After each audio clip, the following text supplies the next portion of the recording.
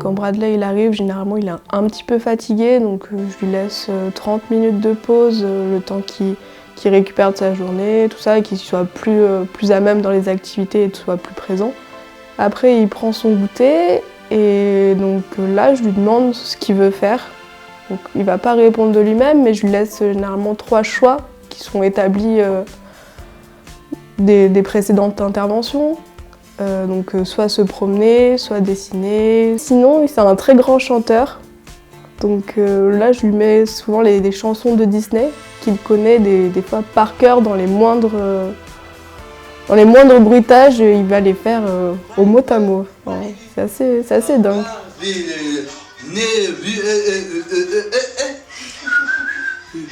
Je pense qu'il y a pas mal d'écoute et d'accompagnement au niveau de l'enfant de la part des intervenants. Ils sont assez sensibles à l'humeur de l'enfant. Voilà, c'est jamais figé. Dans le dessin, je lui ai appris progressivement à le faire, à changer les couleurs. Un jour, il a même changé une feuille de lui-même pour tracer un rond. Donc ça, c'était super de voir qu'il y avait une évolution dans l'accompagnement. Et c'est des temps, je veux dire, qu'il apprécie. Il subit pas. Voilà. On n'a pas l'impression que l'enfant il subit l'intervention, mais c'est plutôt c'est un temps qui est partagé, qui est calme, qui est tranquille. De lui-même, si on fait par exemple du dessin, et s'il en a marre, il peut montrer dehors et dire « je veux me promener ».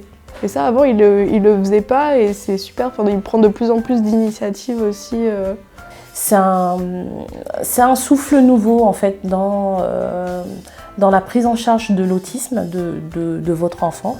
Il est adorable, on peut tout faire avec lui, et c'est ça qui est vraiment top. Il a vraiment quelque chose d'attachant, et il a sa propre manière de s'exprimer qui est vraiment super.